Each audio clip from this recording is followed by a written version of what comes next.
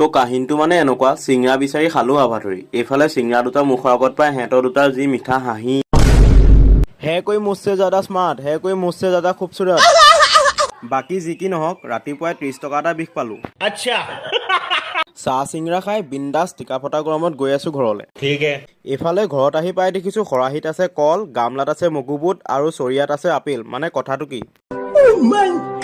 আৰু এইফালে চাহ বিস্কুটৰ থালিখনে লাজ লাজ কৰি ওলাই আহিলে ৰাইজৰ মাজলৈ গাইজ আপোনালোকে যদি আগৰ ভিডিঅ'টো চাই তেন্তে গম পাব যে আমাৰ ঘৰত পাতিছে ককা দেউতা বছৰিকা মৃত্যু বাৰ্ষিক দিৱস আৰু এইফালে গাঁৱৰ ভকত গোপিনীসকলে আহি লৈ প্ৰথমতে কৰিলে পেট পূজা এইফালে কাটি আছে গুড় আৰু এইফালে ভাঙি আছে 50 টকীয়া নাৰিকল দুটা মানে গাইজ দোকানৰ পৰা আনিছিলো 50 টকা দি দুটা নাৰিকল আৰু এইফালে কাটি আছে আপেল সকলোৱে নিজৰ কামবোৰ ভগাই লৈ নিয়মভাগ আগবঢ়াই নিয়াত সহায় কৰিছে আজিলে ভিডিঅ'টো ইমানে যদি ভিডিঅ'টো চাই ভাল লাগিলে লাইক এটা কৰি দিবা আৰু নেক্সট পাৰ্টটো লাগিলে কমেণ্ট কৰিবা